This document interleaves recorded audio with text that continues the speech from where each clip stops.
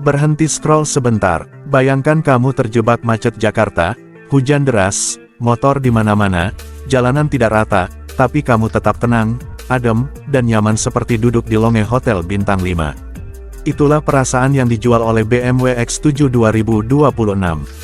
Ini bukan sekadar SUV besar dan mewah. Ini adalah BMW yang bilang, kamu bisa punya kemewahan, tenaga, dan kepraktisan, bahkan untuk jalanan Indonesia. Tapi pertanyaannya, apakah mobil ini benar-benar layak dibeli di tahun 2026? Mari kita bahas dengan cara yang simpel dan jujur. Pertama, kita bicara soal harga, karena ini hal paling penting untuk pembeli di Indonesia. Harga BMW X7 2026 di Indonesia diperkirakan mulai dari sekitar 2,3 hingga 2,6 miliar rupiah, tergantung varian dan pajak. Di Jepang, mobil yang sama dibanderol sekitar 14 hingga 15 juta yen. Di Amerika Serikat, harga mulai sekitar $82.000. Di pasar ASEAN seperti Singapura dan Thailand, harganya bisa lebih tinggi karena pajak impor, bahkan bisa tembus setara 3 miliar rupiah. Jadi memang mahal, tapi harga di Indonesia masih cukup kompetitif dibanding negara tetangga. Sekarang soal konsumsi bahan bakar. Ini pertanyaan besar untuk SUV sebesar ini. BMW X7 2026 sudah dibekali teknologi mild hybrid sebagai standar. Bahasa sederhananya, mesin dibantu sistem listrik kecil untuk menghemat BBM dan membuat mobil lebih halus saat dikendarai. Untuk pemakaian dalam kota seperti Jakarta atau Surabaya, konsumsi BBM sekitar 8-9 km per liter jika berkendara santai. Di jalan tol seperti Trans Jawa, bisa mencapai 11-12 km per liter. Untuk SUV mewah berukuran besar, angka ini tergolong cukup bagus. Sistem hibrid ini juga membantu mengurangi pemborosan BBM saat macet, yang sangat relevan di Indonesia. Penghematan dari hibrid terasa dalam jangka panjang. Dalam 5 tahun pemakaian, dibandingkan SUV besar lama tanpa hibrid, kamu bisa menghemat puluhan juta rupiah hanya dari BBM. Selain itu, berkendara stop and go jadi lebih halus dan tidak melelahkan. Soal performa, tidak perlu takut dengan angka di atas kertas.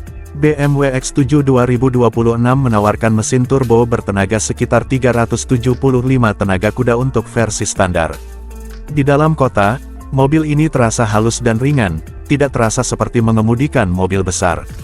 Setir ringan, visibilitas bagus, dan polisi tidur atau jalan rusak bisa dilewati dengan nyaman. Di jalan tol, mobil ini sangat percaya diri. Menyalip truk terasa mudah. Di kecepatan 100-120 km per jam, kabin terasa senyap, stabil, dan santai. Ini SUV yang bikin perjalanan jauh seperti Jakarta-Bandung atau road trip jadi nyaman. Biaya perawatan selalu jadi topik sensitif untuk BMW di Indonesia. Jujurnya, biaya perawatan memang lebih mahal dibanding merek Jepang. Servis tahunan bisa berada di kisaran 15-25 juta rupiah tergantung pemakaian. Kabar baiknya, BMW Indonesia sudah menyediakan paket servis yang bisa mengunci biaya perawatan untuk beberapa tahun ke depan. Ini membantu menghindari biaya tak terduga.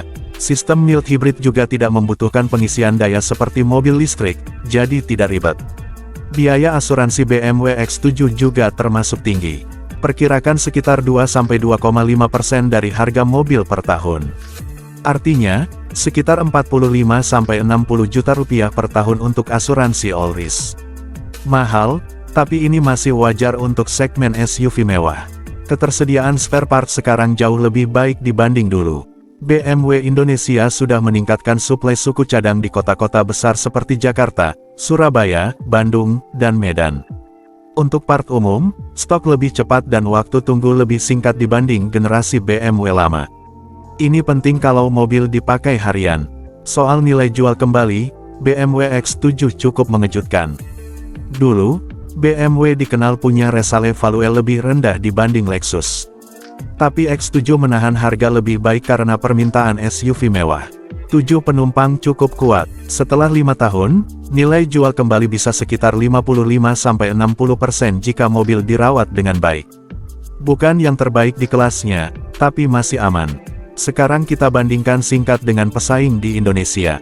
Rival terdekat adalah Lexus LX dan Mercedes-Benz GLS. Lexus LX unggul di ketahanan dan resale value, tapi rasa berkendaranya terasa lebih konservatif. Mercedes GLS sangat nyaman, tapi biaya perawatan dan spare part bisa lebih mahal. BMW X7 berada di posisi tengah yang menarik. Paling enak dikendarai, terasa modern, dan seimbang antara kenyamanan dan performa. Kenapa mobil ini cocok untuk jalanan dan kondisi Indonesia? Pertama, ground clearance cukup tinggi untuk jalan rusak dan genangan air. Kedua, suspensi disetel untuk kenyamanan, bukan keras ala Eropa. Ketiga, sistem hibrid membantu saat macet. Keempat, konfigurasi 3 baris jok cocok untuk keluarga, pebisnis, atau perjalanan bandara. Dan terakhir, tampilannya punya wibawa. Di Indonesia, kesan dan kehadiran mobil itu penting, dan X7 menyampaikannya tanpa terlihat berlebihan. Dalam pemakaian harian, BMW X7 terasa menyenangkan. Dipakai ke kantor, acara keluarga, perjalanan jauh, atau sekadar ke mall, mobil ini selalu terasa pas. Mewah tapi tidak merepotkan untuk dimiliki. Itu poin besar. Jadi, siapa yang cocok membeli BMW X7 2026 di Indonesia? Kalau kamu mencari SUV mewah yang modern, enak dikendarai, lebih hemat BBM dibanding SUV besar lama, dan masih punya nilai jual kembali yang masuk akal, mobil ini layak dipertimbangkan. Memang bukan yang termurah, tapi nilainya terasa di penggunaan sehari-hari. Kalau video ini membantu kamu menentukan apakah BMW X7 cocok untuk kamu di Indonesia, jangan lupa klik like, subscribe channel ini, dan aktifkan notifikasi. Kami bahas mobil dengan jujur, sederhana, dan fokus untuk pembeli nyata seperti kamu. Sampai ketemu di video berikutnya.